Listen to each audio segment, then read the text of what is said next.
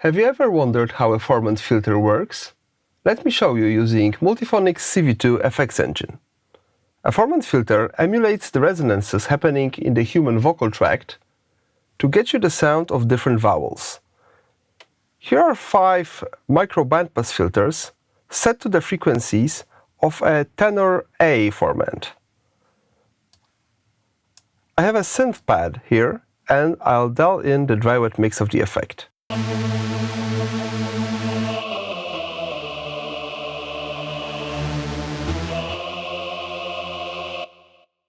So we can clearly hear the A vowel.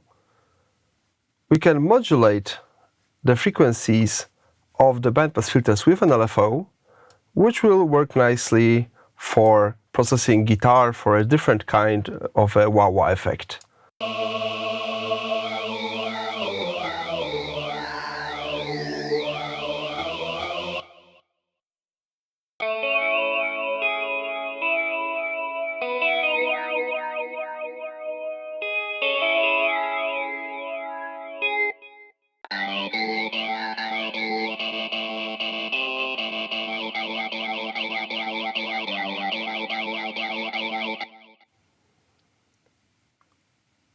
Okay, so let's make this effect from scratch.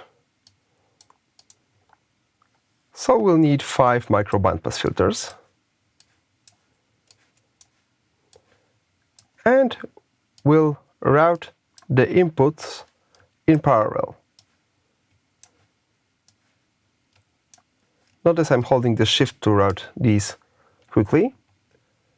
And now we need to mix the outputs of all of these bandpass filters using Stereo Mix 5.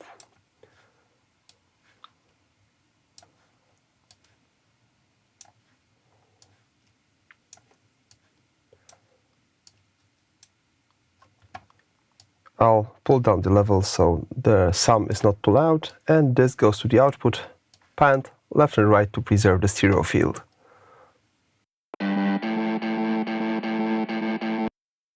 So far nothing, because we need to set the frequencies of the bandpass filters to correct frequency bands. So here we can see the frequencies for a tenor A formant.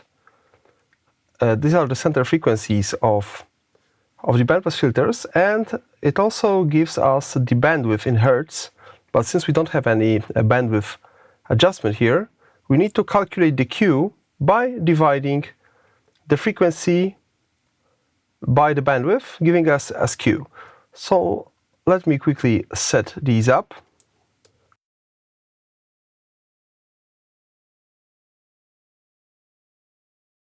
These are pretty narrow filters with high Q. And now we need to dial in the mix of the filters' outputs. But first let's listen to the output of the individual filters.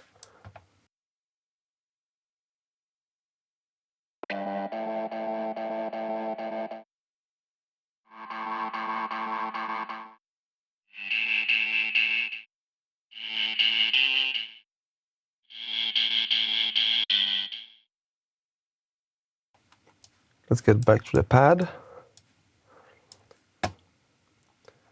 And we'll sum up these according to the table's amplitude reference. So this one is reference 0 dB, and this one is lower at -6, and so forth, as we can see in the table.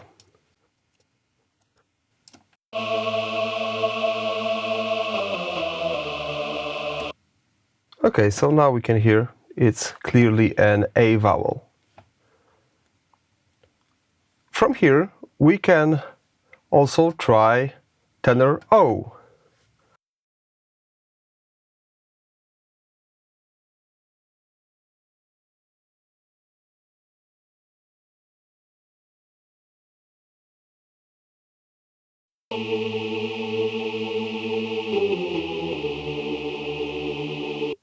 So we can clearly hear the O vowel. Okay, so I switched this back to tenor A.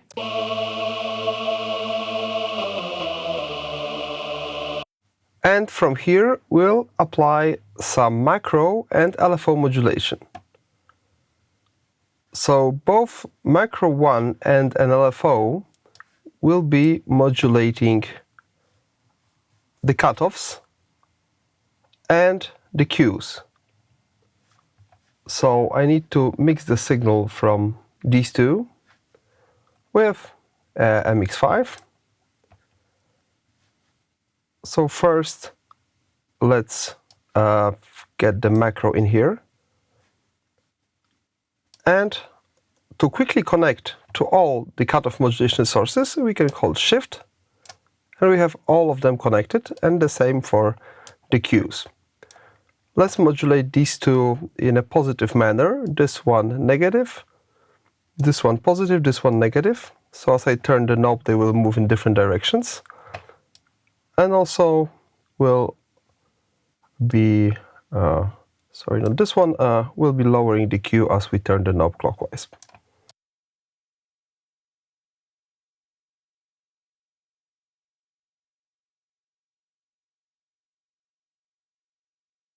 So now we can morph between the formants with this macro knob.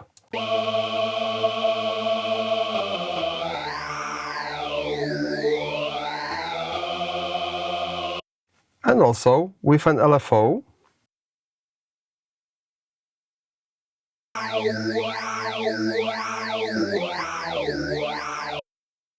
But we'll want to have control over the depth of this modulation with macro 2. So we'll put a VCA here,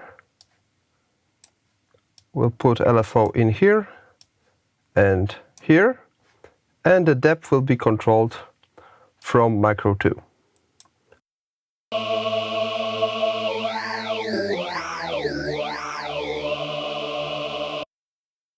And speed of the LFO, the rate, will be controlled from macro 3,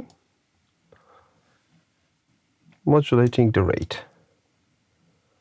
And also we'll have the rate being controlled by the tempo of our track, so the preset behaves in a similar way across a different array of BPMs.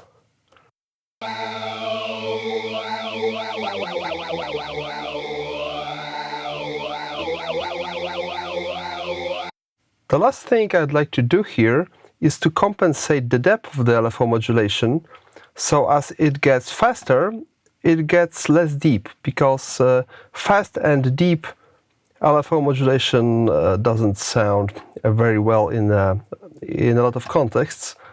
So as I turn this macro 3 that's modulating the rate up, I need to turn this VCA down. So I need to invert this value. I'll put an inverter here and invert this and put it into this VCA.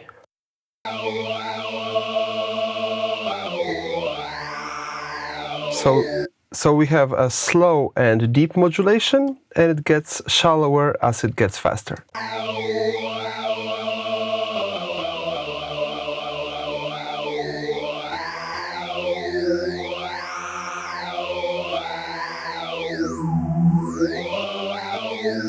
We can add a bit of reverb.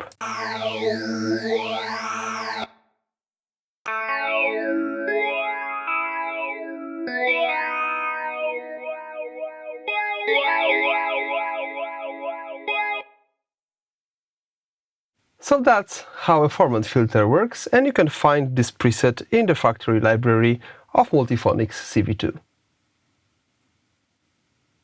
In the description for this video, I've provided the settings for a couple of formants, but you can easily find formant tables online and adjust them as needed.